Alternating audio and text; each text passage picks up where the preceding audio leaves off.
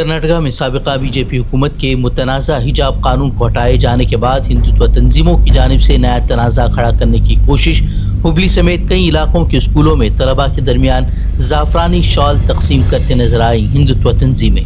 کرناٹک میں وزیر اعلیٰ کی تبدیلی کے ساتھ نئی کابینہ توثیق کی تیاریاں جاری۔ سدرامیا خیمے کے 9 MLAs کو وزارت ملنے کا امکان۔ 3 جون کو نئے وزیر اعلیٰ کے طور پر حلف لیں گے DK شیو کمار۔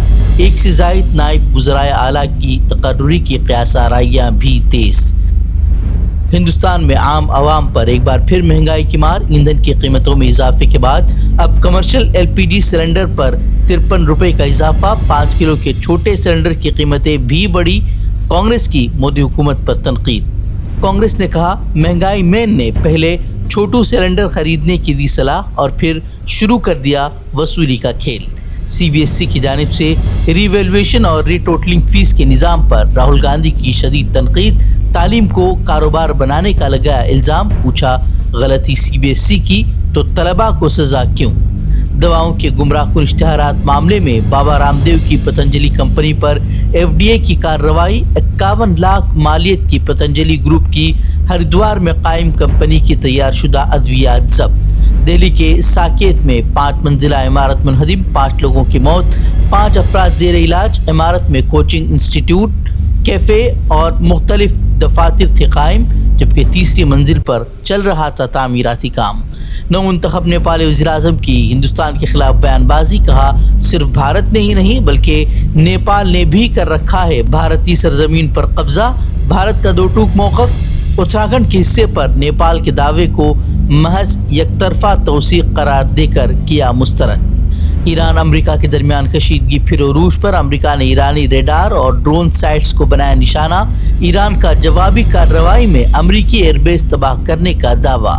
کشیدگی کے درمیان ایک بار پھر عالمی مارکیٹ میں تیل کی قیمتوں میں ہوشربا اضافہ۔ ایک ہی دن میں خام تیل کی قیمتوں میں 2% کا اضافہ۔ ایران امریکہ کے درمیان جنگ بندی مذاکرات کے درمیان بیانیے کی جنگ بھی عروج پر۔ مغربی میڈیا کا ایرانی صدر کے استعفے کا دعویٰ۔ ایرانی حکومت نے خبروں کو بتایا بے بنیاد۔ ایران کے اندر سیاسی بے چینی پھیلانے کے لیے دشمنوں کی اسے سازش قرار دیا۔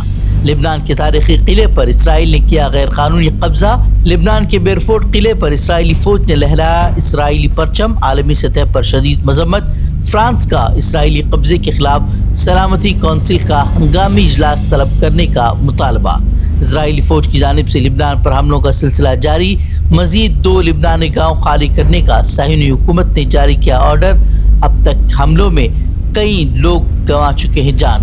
غزہ میں جنگ بندی کے باوجود اسرائیلی حملوں کا سلسلہ جاری۔ عید الاضحیٰ کے دنوں میں صہیونی فوج نے 24 فلسطینیوں کو کیا قتل۔